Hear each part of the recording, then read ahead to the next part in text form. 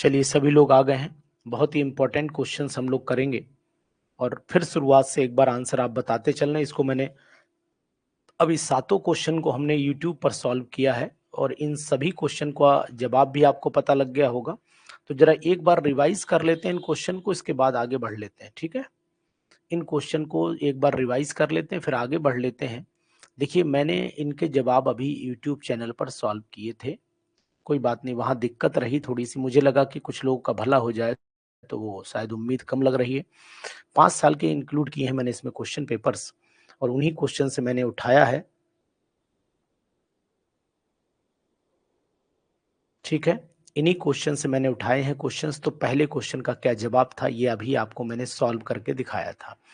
तो ध्यान दीजिए, इस क्वेश्चन का जवाब आप लोगों ने भी मुझे दिया था और इसका जवाब है सी ऑप्शन, यहाँ पर राइट ऑप्शन है। सी ऑप्शन यहाँ पर राइट था, इसका जवाब हमें मिल चुका था। तरीका मैंने बताया था कि 218 हाइड्रोजन की हीट ऑफ फॉर्मेशन है और 2 से 18 को 2 हाइड्रोजन एटम है, 2 से मल्टीप्लाई, देन 1 किलो कैलोरी में निकालना है, वो किलो जूल में है। तो 4.2 से आप डिवाइड कर दीजिए, आंसर आपको यहाँ पर मिल जाएगा। सेकंड वाले क्वेश्चन का ऑप्शन हम लोग ले लेते हैं। सेकंड वाले में आइडेंटिफाई द एल्काइन था, जिसमें आपने ब्यूटाइन बताया था। ये क्वेश्चन भी हम लोग कर चुके हैं, आप यूट्यूब पर देख लीजिएगा, समय बचाना चाह रहे हैं और कोई बात नहीं है।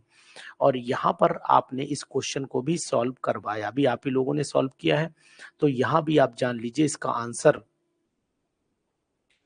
आंसर हम लोगों ने निकाला और आंसर निकला था बी, यानी इसका आंसर भी हम लोगों ने बी सॉल्व कर लिया था। तो भैया इसका छठा भी हमारा हो गया है, क्वेश्चन नंबर 6 भी हमारा शामिल हो गया। ठीक है, तो क्वेश्चन नंबर सी पर, ठीक है, सातवें पर हम लोग चल रहे, तो यहीं से हमारा हुआ था डिस्टरबेंस। तो इस डिस्टरबेंस को मिटाते हुए सातवें क्वेश्चन में मैं आपको बताने की कोशिश करूंगा कि भैया आंसर बी था। आंसर अगर आप बता रहे हैं तो आंसर बताइए। यहाँ पर आंसर बी था, क्यों था? क्योंकि सबसे ज्यादा मैग्नीज में देन वेनेडियम डाइपो, अच्छा पैरामैग्नेटिक प्रॉपर्टी की बात कर रहा है। ओ आई सी, सॉरी, मुझे कैलकुलेशन करनी पड़ेगी जगमोहन जी, मैंने यही बताया, लेकिन अब इसमें सब लोग कैलकुलेशन करिए। नंबर ऑफ अनपेयर्ड इलेक्ट्रॉन से पैरामैग्नेटिक प्रॉपर्टी बढ़ते हुए क्रम में हमें लगानी थी। चलिए, इसमें 5 अनपेयर्ड इलेक्ट्रॉन हो जाते हैं, 5 अनपेयर्ड है इसमें। इसमें 5 अनपेयर्ड हो जाएंगे। क्रोमियम में कितने हो जाएंगे? क्रोमियम में देख लेते हैं, यानी कि क्रोमियम में 4 अनपेयर्ड हो जाएंगे। 4 अनपेयर्ड हो जाएंगे, 4 इलेक्ट्रॉन्स हो जाएंगे। यहाँ पर 5 अनपेयर्ड इलेक्ट्रॉन हो जाएंगे। वेनेडियम में देखिए, इसमें कॉपर में तो केवल एक ही अनपेयर्ड आ जाएगा और वेनेडियम में 3। यस, आंसर तो ए होना चाहिए जी, ए ही होगा। ठीक है रविंदर जी, ए ही होगा। मुझे वेनेडियम यहाँ ध्यान नहीं दिया, कॉपर क्रोमियम में डिफरेंस हो गया, तो ए ही आंसर है, बिल्कुल राइट। 100% ए ही आंसर है, बिल्कुल सही है मनु जी, बी गलत है जी। Which one of the following set correctly represent the increase in paramagnetic property? ये ही राइट भाई, आप लोग राइट है, मैं इसमें कोई बुराई नहीं कर रहा हूं, आप राइट है, बिल्कुल परेशान ना होइए। 5 4 3, 3 है इसमें, ठीक, 3 कर लीजिए इसमें, यहाँ पर 3 इलेक्ट्रॉन। ठीक है, डन हो गया ना? आगे बढ़े, आगे बढ़ा जाए, चलिए बढ़िए आगे। क्वेश्चन नंबर 8, क्या इतना बेहतरीन क्वेश्चन है यार, पीजीटी में ऐसे ही क्वेश्चन आते हैं। आप मेरे हर क्वेश्चन को एक बार ये नोटिस कर पा रहे होंगे। आवाज अब मेरी क्लियर आ रही है? अब कोई डिस्टरबेंस तो नहीं आ रहा है? अब कोई डिस्टरबेंस तो नहीं आ रहा है जगमोहन जी, प्रतिष्ठा? अब कोई डिस्टरबेंस तो नहीं आ रहा है?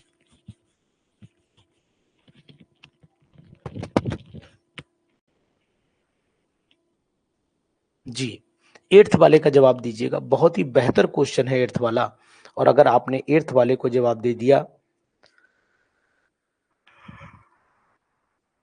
ठीक है। The correct order of the pH solution of copper sulphate, NaCN, NaCl and water.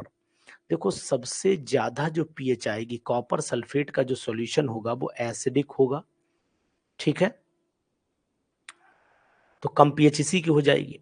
NaCl neutral होगा और वाटर भी न्यूट्रल होगा, बिल्कुल सही। और NaCN जो होगा वो बेसिक हो जाएगा, क्योंकि अगर हम इसका हाइड्रोलिसिस करेंगे तो ये NaOH बनाएगा और बनाएगा HCN। तो ये वीक एसिड है तो ये स्ट्रॉन्ग बेस, मतलब बिल्कुल सही। ये दोनों न्यूट्रल हो जाएंगे और ये एसिडिक हो जाएगा। आपका आंसर बिल्कुल सही है प्रीति, समझा देता हूं, कोई बात नहीं। देखो इनका सबका हाइड्रोलिसिस करा लो एक तरफ से। अगर NaCN को हाइड्रोलाइज कराओगे तो आपका NaOH मिलेगा और HCN मिलेगा। यहाँ पर NaOH स्ट्रॉन्ग बेस है तो pH ज्यादा हो जाएगी NaCN की। वाटर न्यूट्रल होता है और NaCl स्ट्रॉन्ग एसिड और स्ट्रॉन्ग बेस से मिलके बना होता है, ये भी न्यूट्रल हो जाता है। कॉपर सल्फेट का अगर हाइड्रोलिसिस कराओगे तो यहाँ पर आपको पता होना चाहिए बेस बनेगा CuOH का होल ट्वाइस और एसिड बनेगा H2SO4 जो स्ट्रॉन्ग एसिड है, तो pH सबसे कम हो जाएगी। समझ गई ना? तो ये होगा इसका जवाब। प्रीति सक्सेना, आपको किताब पहुंच गई थी MCQ वाली?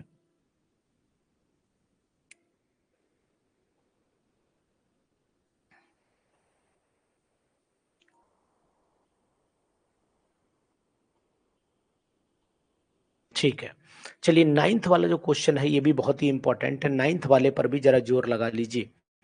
नाइन्थ वाले पर जोर लगाइए। देखिए कौन बताता है, विच one of the following is not a method for preparing chloroform. कौन सा इसमें मेथड है जो क्लोरोफॉर्म की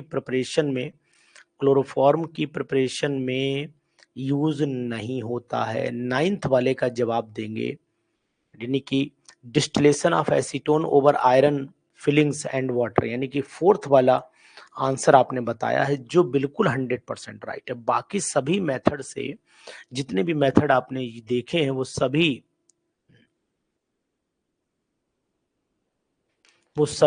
यूज हो जा रहे हैं बनाने में। जबकि रविंदर राणा जी आपने जवाब दिया है, सभी लोगों ने डी ही दिया है, आपने क्या, ये डी ऑप्शन ये वाला है। ठीक है, ये डी ऑप्शन है, बहुत ही इंपॉर्टेंट है। और आप ये मान के चलिएगा कि ऐसे क्वेश्चन आपको एग्जामिनेशन में मिल सकते हैं, तो ध्यान दीजिएगा, ध्यान दीजिए, बहुत ही बेहतर, बहुत ही इंपॉर्टेंट।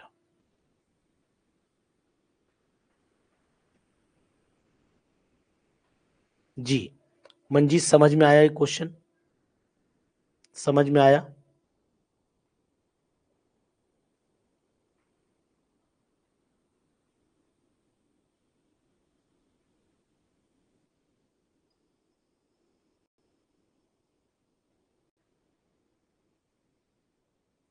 समझ में आया मंजीत? चलो ठीक, शाबाश, वेरी गुड। हाँ हूं करते रहिए तो हमें भी अच्छा लगेगा। क्वेश्चन नंबर 10 कौन बताएगा?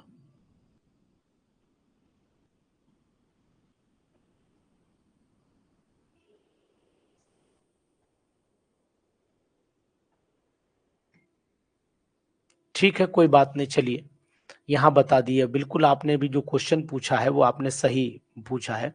अगर हम लोग डिस्टिलेशन ऑफ एसीटोन करते हैं, बिल्कुल आपने, भाई आपको ये पूछना चाहिए ना सर इसका आंसर, फिर ये इससे बनेगा क्या, इससे बनेगा क्या, ये पूछना चाहिए, तो इतना लिखने की जरूरत क्या थी आपको? अगर हम लोग एसीटोन ले लेते हैं, बहुत सही आपने पूछा है, अगर हम लोग एसीटोन ले लेते हैं और इसको हम लोग आयरन फिलिंग, देखा, distillation of acetone over iron filling and water. अगर हम लोग आयरन फिलिंग और वाटर के ऊपर से, यानी कि स्टीम के ऊपर से पास करते हैं, तो जब स्टीम के ऊपर से पास करते हैं तो इसका ऑक्सीडेशन, यानी कि अगर मैं कहूँ तो यहाँ से ऑक्सीजन पैदा हो जाती है, और ऑक्सीजन पैदा होने के बाद जो प्रोडक्ट बनने के चांस ज्यादा बनते हैं वो कार्बोक्सिलिक एसिड बनते हैं, कार्बोक्सिलिक एसिड बनते हैं। ये बात आप ध्यान दीजिएगा, ठीक है? तो ये ध्यान देने वाली बात है, ये ऑक्सीडेशन में चला जाएगा, ऑक्सीडेशन में चला जाएगा। तो सिंपल सी बात थी कि अगर एसीटोन को आयरन फिलिंग के साथ में करेंगे तो प्रोडक्ट हमारा कार्बोक्सिलिक एसिड में जाता है, जिसमें एसिटिक एसिड मेन है। बाकी यहाँ पर फॉर्मिक एसिड भी बन सकता है लेकिन कम अमाउंट में बनता है, और साथ में कार्बन डाइऑक्साइड गैस रिलीज हो जाती है। चलिए टेंथ वाला पे आइए, टेंथ वाले पे आइए, टेंथ वाले पर चले आइए जी, बताइए। बहुत ही इंपॉर्टेंट क्वेश्चन है टेंथ वाला। rate of reaction can be expressed by Arrhenius equation K is equal to AE raised to the power minus EA upon RT. K is equal to AE A dot E minus EA upon RT. ये equation क्या बताती है हमें? ये equation बताती है कि colliding energy चल रही है, fraction of the molecule with energy greater than the activation energy. क्या समझा रही है इक्वेशन? टेंथ वाले का जवाब दीजिए।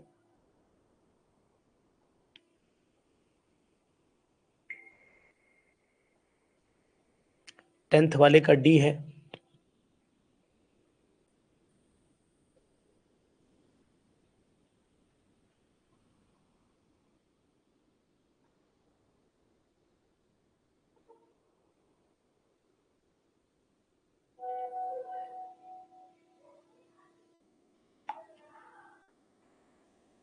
जी डी बता रहे हैं जगमोहन जी, अब बी पर आ गए हैं। चलिए आंसर फिलहाल मैं बता देता हूं कि the energy below which colliding molecule will not react, B option is the right option.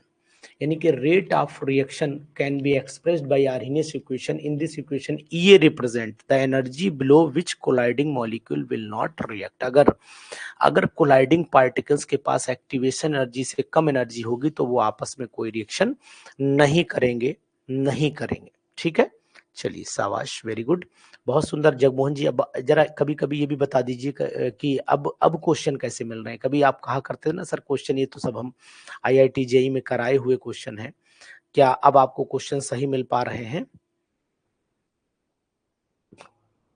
चलिए अब इसमें से 2 4 5 क्वेश्चन आ जाएंगे आईआईटी जेई में तो रोक तो हम पाएंगे नहीं, क्योंकि पीजीटी के बहुत सारे क्वेश्चन नीट में भी आ जाते हैं, नीट के क्वेश्चन पीजीटी में भी आ जाते हैं, तो लेकिन सब नहीं आते हैं, मात्र 25%, मात्र 25%, 25%। ठीक है, चलिए 11th वाले की अगर हम लोग बात करते हैं तो 11th वाला, the Gattermann reaction, a diazonium group is replaced by X using X by, ji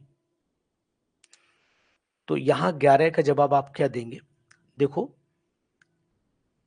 replaced by X, अगर एक्स को रिप्लेस करेंगे तो ए ऑप्शन होगा, ए ऑप्शन होगा। गेटरमैन की बात हो रही तो ए ऑप्शन होगा।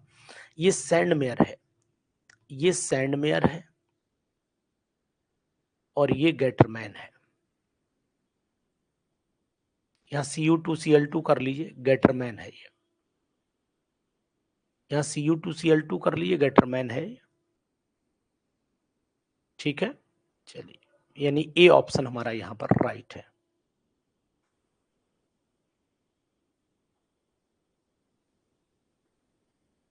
क्वेश्चन अच्छा था ना, क्वेश्चन के कंसेप्ट को समझने की कोशिश करिए, कितना बेहतर बनाया है क्वेश्चन। गेटरमैन, गेटरमैन, ठीक है, गेटरमैन, ध्यान दीजिएगा कितने अच्छे ढंग से क्वेश्चन को बनाने की कोशिश की गई है। तो उस चीज को देखिए, इंपॉर्टेंट वो है कि क्वेश्चन कैसे बना है।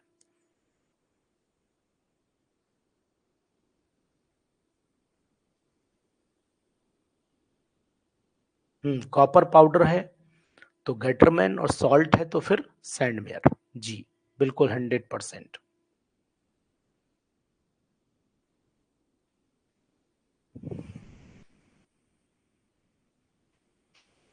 चलिए 12th वाले क्वेश्चन का जवाब दीजिए।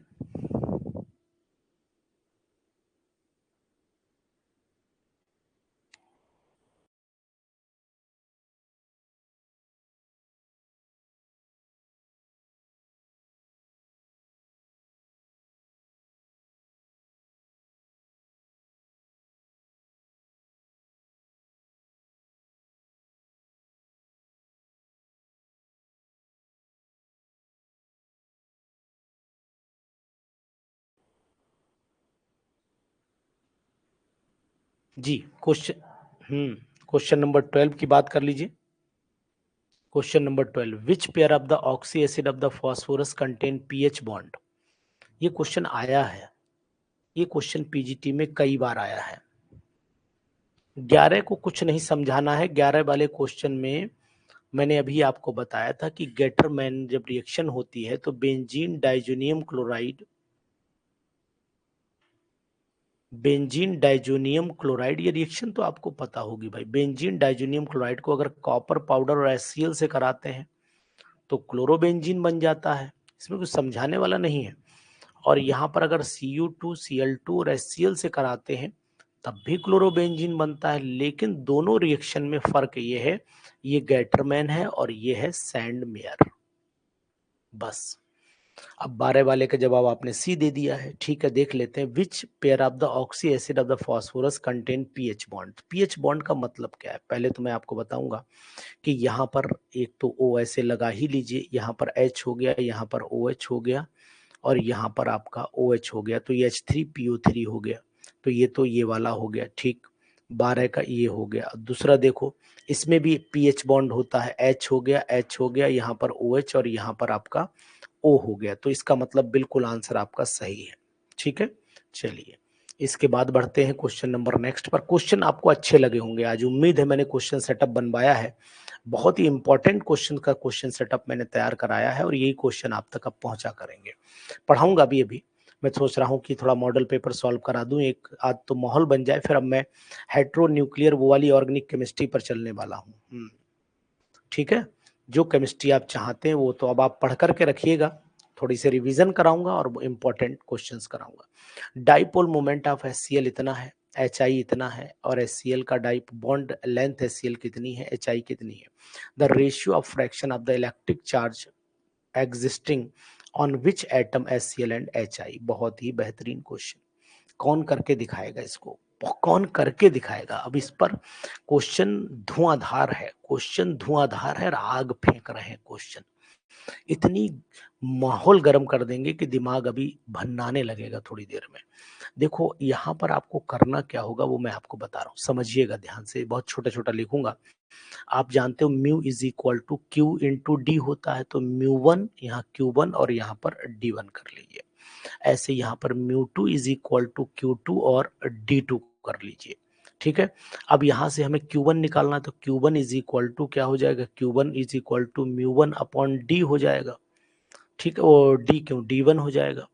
ऐसे Q2 इज इक्वल टू यहाँ पर म्यू 2 अपॉन D2 हो जाएगा।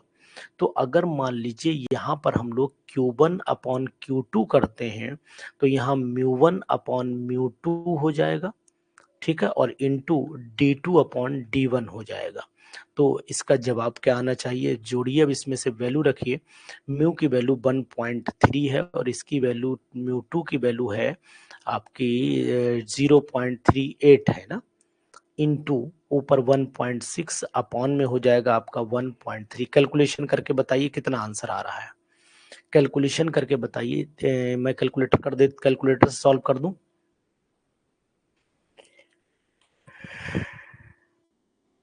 कैलकुलेटर से सॉल्व कर दूं।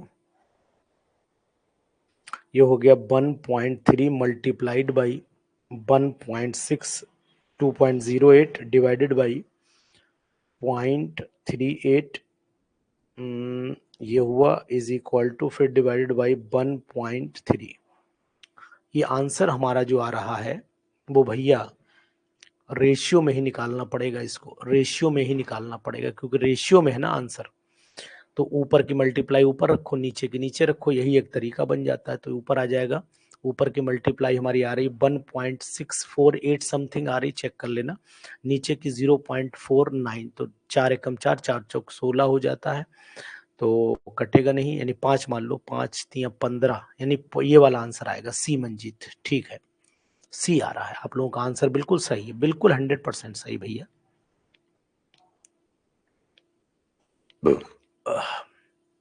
सही है।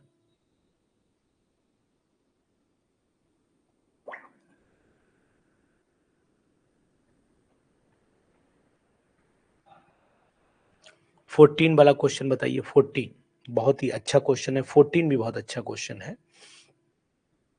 देखो इसको जब हम लोग हाइड्रोलाइज करते हैं SiCl4 को, तो SiCl4 को जब हाइड्रोलाइज करेंगे, पहले हम चेक कर लें, रिएक्शन ही लिख देते हैं। तो यहाँ पर SiOH का होल 4 बन जाता है, और साथ में बन जाते हैं 4HCl बन जाते हैं। तो SiOH का होल 4 बन गया, और SiOH के होल 4 को हम लोग सिलिसिक एसिड के नाम से भी जानते हैं, मतलब इसको अगर लिखना चाहे तो H4 हो सकता है, Si हो सकता है, और O4 हो जाएगा, तो H4SiO4, H4SiO4, यानी कि ऑप्शन नंबर हमें यहाँ पर 14 का जो समझ में आ रहा है वो आंसर होना चाहिए ये वाला। ये तो नहीं है, ये भी नहीं है, सिलिकॉन तो केवल अलग होगा नहीं, तो इसका मतलब आंसर हमारा फिर डी आएगा। चेक करिए आप लोग, 14 वाले का चेक कर लीजिए, सिलिसिक एसिड H4SiO4 बनेगा, जो सिलिसिक एसिड के नाम से जाना जाता है।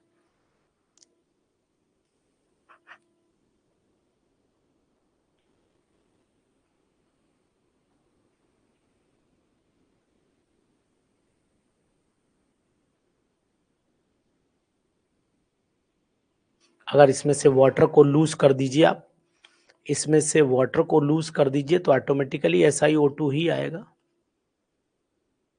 वाटर को लूज कर दो, SiO2 ही आएगा ना। अर्चिता राणा बताओ भाई, यही आंसर होगा ना। आप लोग हाँ हूं नहीं कर रहे हो, बैटरी डाउन हो गई है क्या? वोल्टेज नहीं आ रहे हैं अब? अच्छे क्वेश्चन करवा रहा हूं तो वोल्टेज नहीं आ रहा है। चलो क्वेश्चन नंबर नेक्स्ट देखो, क्वेश्चन नंबर नेक्स्ट।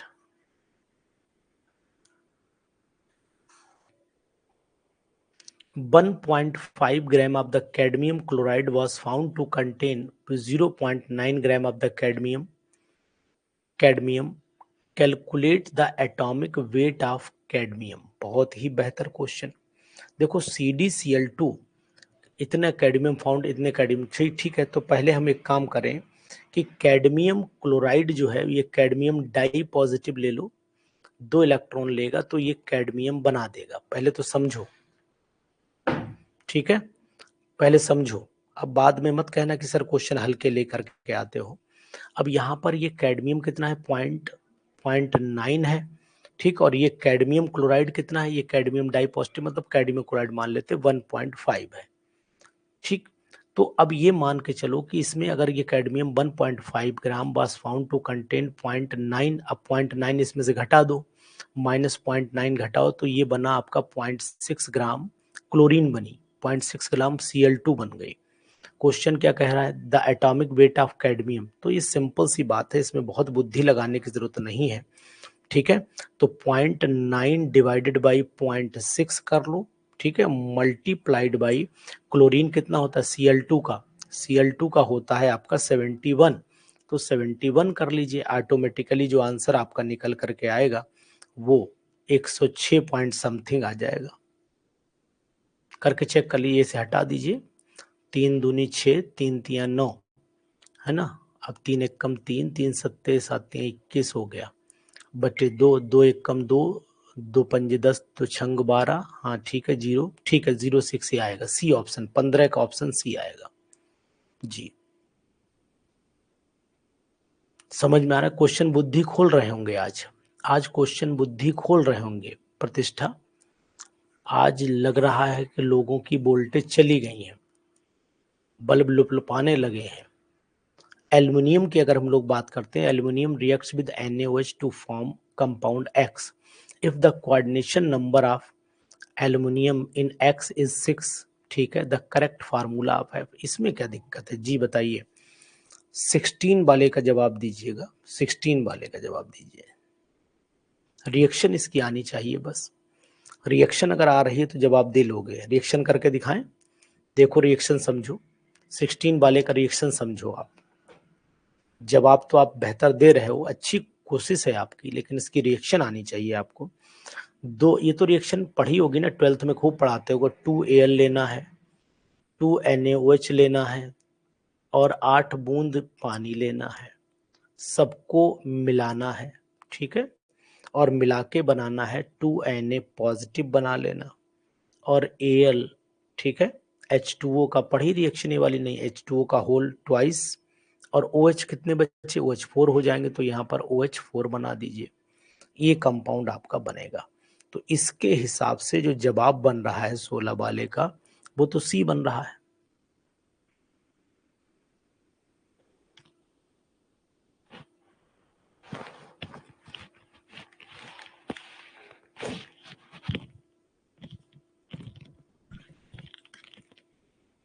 इसके हिसाब से जवाब भैया सी बन रहा है जी। बताइए आपको क्या लगता है, जवाब सी नहीं है? ठीक है, चलिए आगे बढ़े, आगे बढ़ जाते हैं जी, बढ़िए आगे।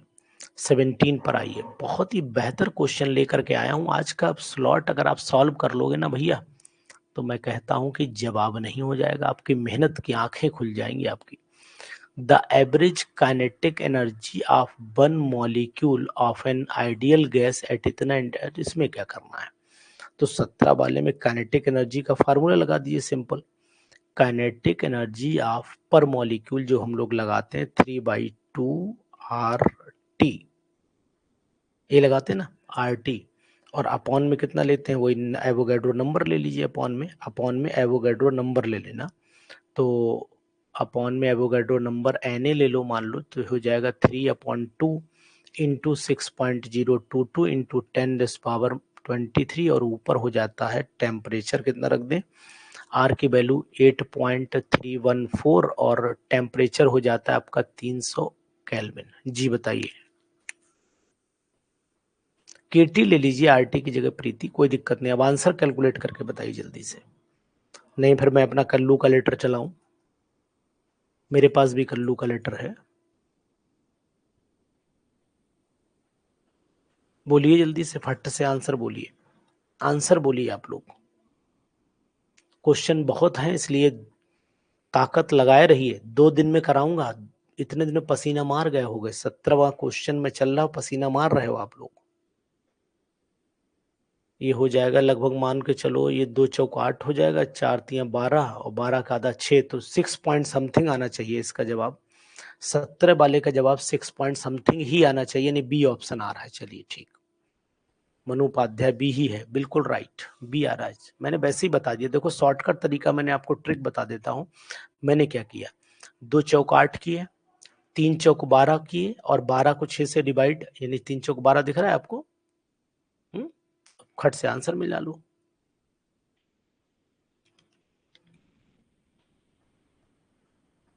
12 3 36 हो गया, 6 6 36, खट से आंसर आ जाएगा।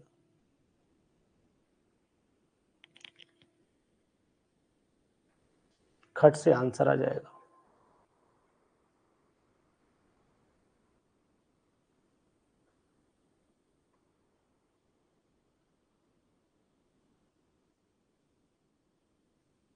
एनआरटी नहीं लगेगा, नंबर ऑफ मोल पर मोल की बात चल रहा है ना, वन मॉलिक्यूल की चल रहा है, वन मॉलिक्यूल। ये ध्यान दो, वन मॉलिक्यूल की बात हो रही है यहां पर।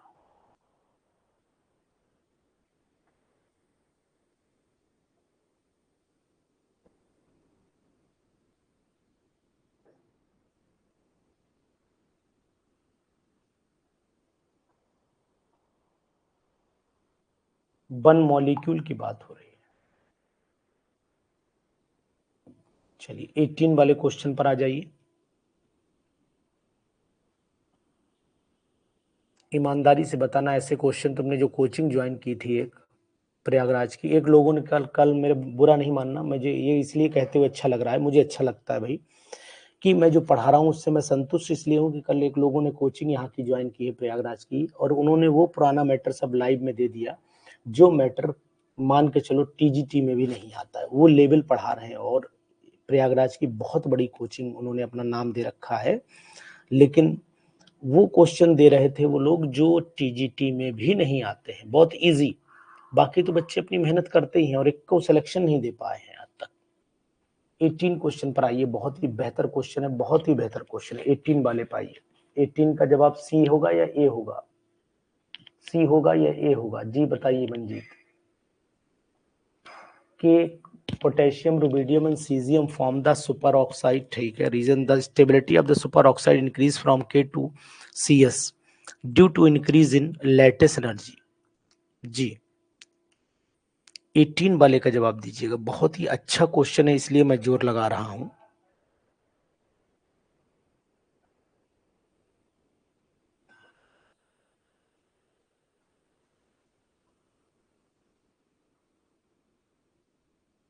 सही है ना? चलिए बिल्कुल राइट है, दोनों हैं, यानी कि ए भी राइट है और बी भी राइट है, तो आंसर 100% ए ही होगा।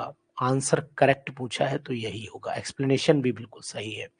तो यहाँ पर हम लोग आपसे कहेंगे कि ये क्वेश्चन आप जरूर ऐसे किया करिए, क्योंकि ये क्वेश्चन आपको मजबूती देते हैं, ताकत देते हैं, और ऐसे क्वेश्चन में आप जी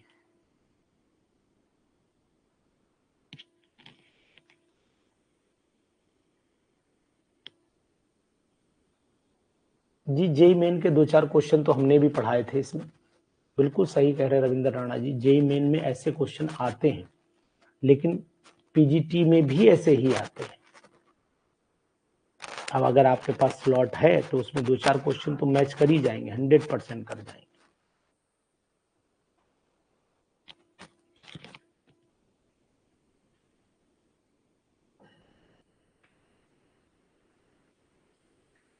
चलिए 19th बताइएगा, 19th और 20 बताइएगा।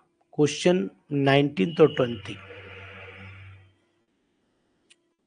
19th और 20 वाला क्वेश्चन बताइए। बहुत ही इंपॉर्टेंट ये भी क्वेश्चन है, थोड़ा सा जोर आपको देना पड़ेगा दिमाग पे अपने, थोड़ा सा जोर देना पड़ेगा। बहुत ही बेहतर क्वेश्चन है ये भी, 19 वाला भी बहुत बेहतर क्वेश्चन है। How many ml of per hydrol required to produce sufficient oxygen in which we can use to completely convert 2 liter of SO2 into SO3? इसमें तो कोई कैलकुलेशन है ही नहीं, 19 वाले में तो है ही नहीं, कुछ नहीं करना है। How many ml of per hydrol is required to produce, कितने ml चाहिए, तो इसका 5 गुना कर दीजिए, 2 लीटर है ना, 2 लीटर है। और पर हाइड्रोल किसे बोलते पता है आपको? H2O2 को बोलते हैं ना, H2O2 को पर हाइड्रोल बोलते हैं ना, बिल्कुल सही। 5 गुना चाहिए होता, 5 मॉलिक्यूल चाहिए होते हैं। यानी कि अगर हम लोगों को यहाँ पर SO2 है हमारे पास में और इसे हमें SO3 कन्वर्ट करना होता है तो एक ऑक्सीजन चाहिए और वो हमारे पास H2O2 से मिलेगा।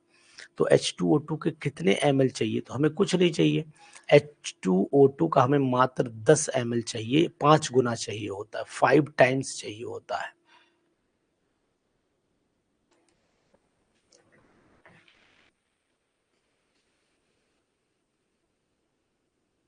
चलिए 20वें क्वेश्चन का जवाब देंगे आप।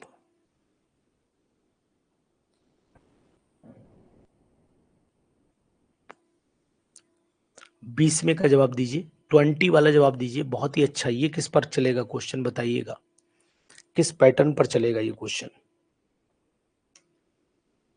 20वां बफर कैपेसिटी पर क्वेश्चन है, ये बफर कैपेसिटी पर ऐसे ही बता दे रहा हूं, जबकि पीजीटी में बफर कैपेसिटी बहुत आती है।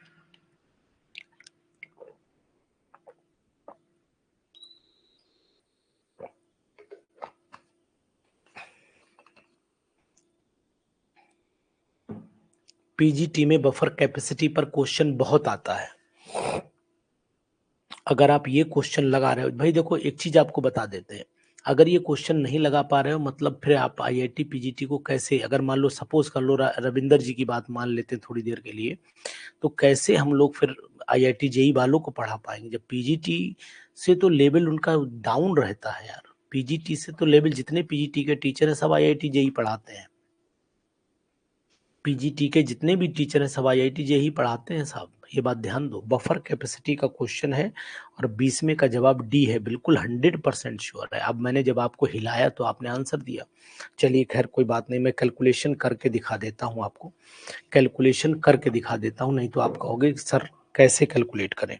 Number of mole acetic acid का जो है वो पर मोल ऊपर रख दो, चेंज पीएच में नीचे रख दो। तो pH of the buffer solution decreases by 2 unit when 12 gram of the acetic acid as 250 ml of the, ये दिया हुआ है। चलिए सॉल्व कर लेते हैं, एक बार पूरा सॉल्व कर लेते हैं। बहुत सारे लोगों को हो सकता है जो नए साथी हों उन्हें सॉल्यूशन ना पता लग पा रहा हो, सॉल्व कर लेते हैं। ठीक है, यहाँ सॉल्व कर लेते हैं, कोई दिक्कत नहीं।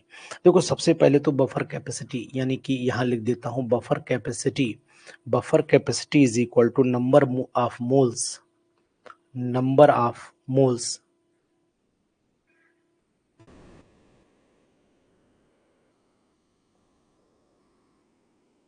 नंबर ऑफ, बताओ नंबर ऑफ मोल्स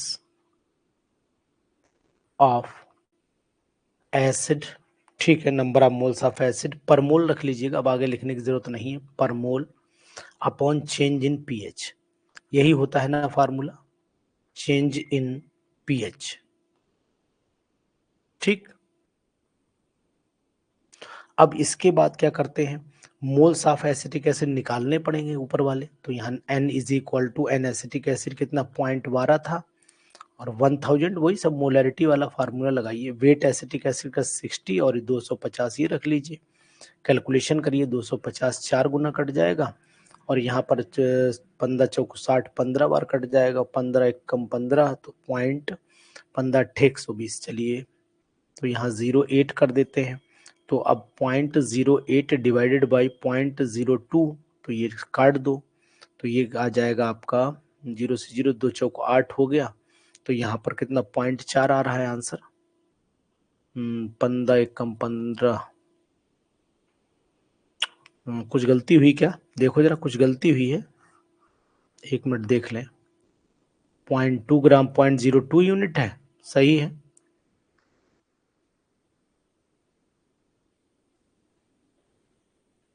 यही आएगा। चलो प्रीति, आंसर यही आएगा ना। कहीं डेसिमल में डिफरेंस आया है, डेसिमल में डिफरेंस आ गया है, डेसिमल में डिफरेंस आया है, ध्यान दीजिएगा।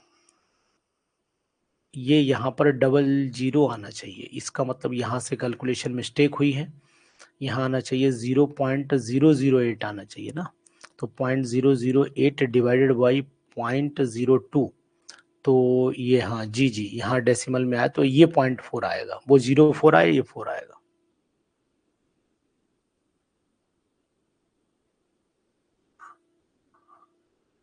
ठीक है, चलिए।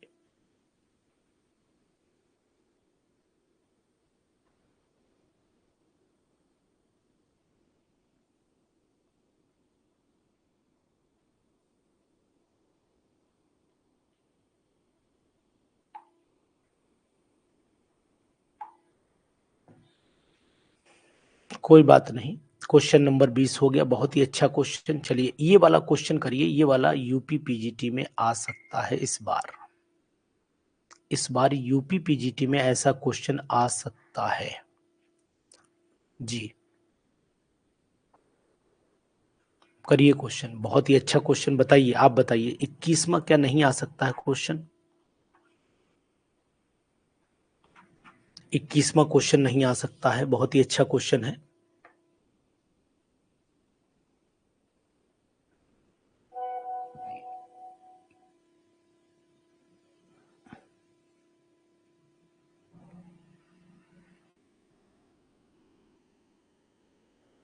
बताइए क्वेश्चन कैसा लगा आपको। परेशान ना होइए, आप परेशान मत होइए, लेकिन ये बताइए क्वेश्चन कैसा लगा आपको।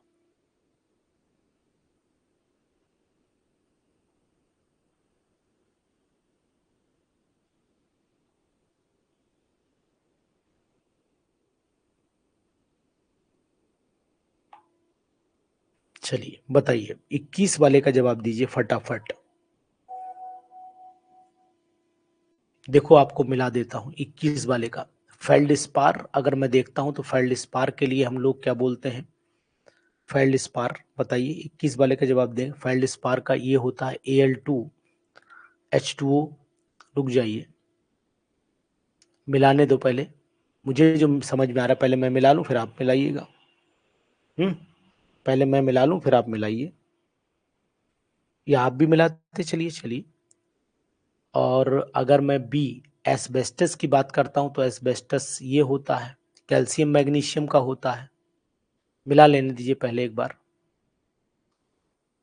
एस्बेस्टस फर्स्ट वाला Ag2 एंटीमनी का होता है एस्बेस्टस, एक बार और मिला लेने दीजिए, हम भी देख लेते हैं।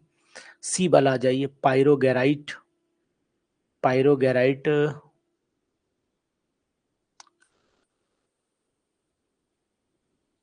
पायरोगैराइट अगर फर्स्ट है तो ये हो जाएगा। और डाइस डाइस्पोर किसे बोलते हैं, डाइस्पोर बताइए।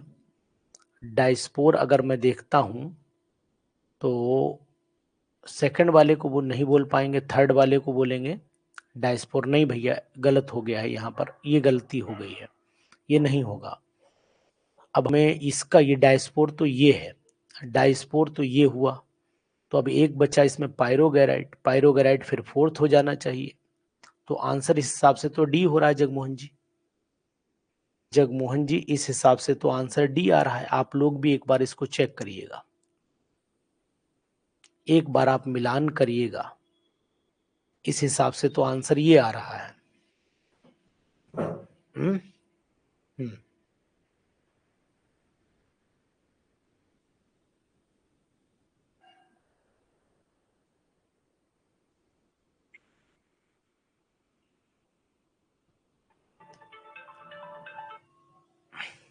ठीक है, चलिए अभी इसमें 20 क्वेश्चन बचा है, कल करा दें? 20 क्वेश्चन कल करा दें?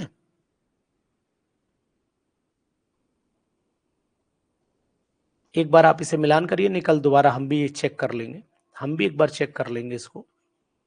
ठीक है, इस क्वेश्चन को हम भी एक बार चेक करेंगे बुक से, और उसके बाद हम भी आपसे कंफर्मेशन लेंगे।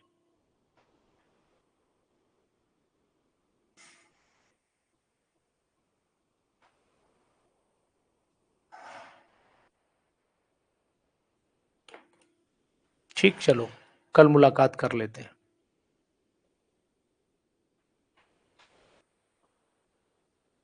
Okay, good night.